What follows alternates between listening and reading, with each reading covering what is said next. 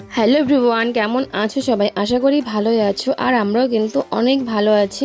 আজ চলে আসলাম তাতানের জন্য একটা গাড়ি কিনতে। আর অনেক দিন ধরেই ভাবছিলাম যে ওকে একটা গাড়ি কিনে দেব।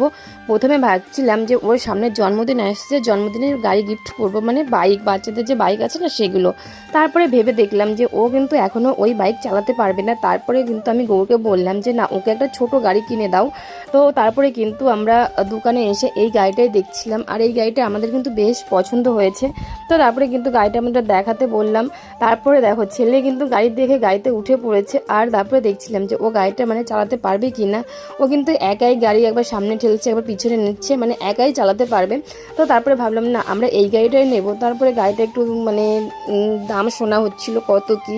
তো যাই হোক, গাড়িটা আমাদের দামের মধ্যেই আছে। তো ভাবলাম না, এই গাড়িটাই আমরা নেব। আর আগেও আমরা একটা গাড়ি দেখেছিলাম, সেখানটা একটু বড়, কিন্তু ও মানে পায়ে পাবে না। আর এখনও কিন্তু গাড়িটা অতটা মানে সামনে পাইয়ে পাচ্ছে না। ও কিন্তু মানে এমনি পায়ের সাপোর্টে ঠেলতে পারবে, সেইভাবেই কিন্তু ঠেলছে। আর গাড়িতে কিন্তু মিউজিক লাইট দুটোই চলবে, ব্যাটারি লাগালো।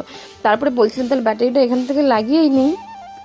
আরও কিন্তু সেটা দেখে আরও বেশি মানে মিউজিক চালাচ্ছে আর লাইট জ্বলছে, সেটা দেখে আরও খুশি। আর ওকে বলছিলাম গাড়ি থেকে নামো, গাড়িটা আমরা নেবো না। ও কিন্তু গাড়ি থেকে নামছেই না, বেশ খুশি।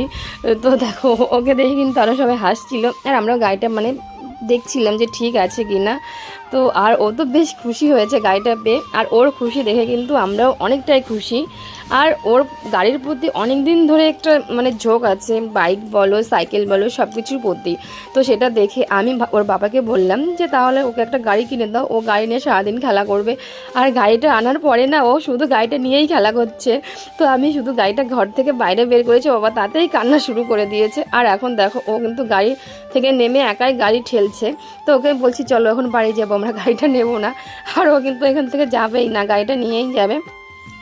তো ফাইনালি কিন্তু আমরা এই গাড়িটাই নিচ্ছি। আর এই গাড়িটা আমাদের বেশ পছন্দ হয়েছে। আর তোমরাও কমেন্টে জানিও গাড়িটা কেমন হয়েছে। মানে বাচ্চাদের জন্য পারফেক্ট লাগছে আমার কাছে। তো মানে সব কিছুই আমরা দেখছিলাম যে গাড়িটা ঠিক আছে কি না। তো ওর সব কিছুই দেখে নিচ্ছিল। আর দেখো, ছেলেও কিন্তু তার সঙ্গে মাথা ভরে, দেখো ও কিন্তু মানে ওর বাবা যা করছে ও সেটাই করছে।